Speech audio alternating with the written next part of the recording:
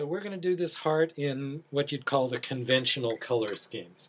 I'm going to start with a color, it's called alizarin crimson.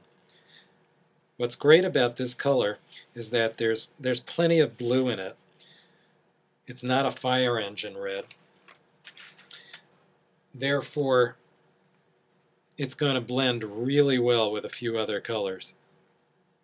And it's a good base color. If I wanted to go more orange, that's easy enough. But I'm going to save that orange. There's a brighter red. It's just that it's so diluted right now you can barely tell.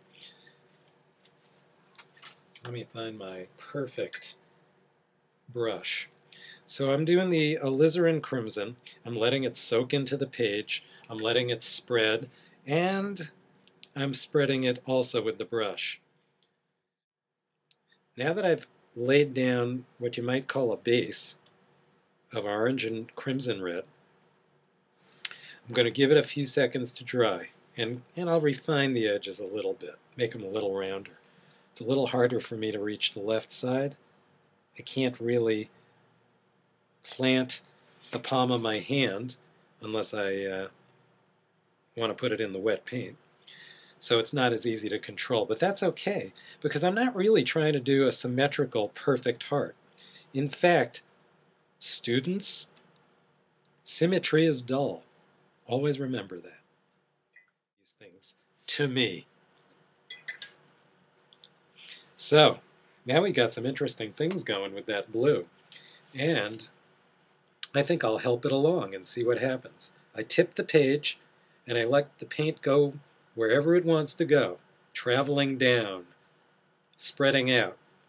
This is where watercolor really gets to be fun. But, you know, at the same time, even though I'm letting it do what it wants to do, I'm controlling it too. I've just taken a brush and wiped it pretty dry, which means I can really control what I'm doing with it. There's no water that's going to spread out at this moment. I'm also mixing the blue, the violet, and the alizarin crimson. Right there, right there. It's forming a lovely, beautiful color. And I'm keeping that orange, you know, on the edges.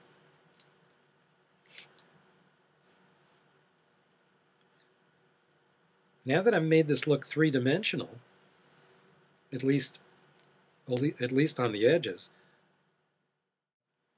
in the mix of these colors, there's a lot going on, and somehow that yellow, which naturally turns to orange in the center, gives it its pulse. Now I can leave it a pretty pure yellow, which it is at the moment, or I can let that red come in and make it more orange, which I like. We got a fine looking heart for Valentine's Day. And someone somewhere is going to be the recipient of this, and they'll love it.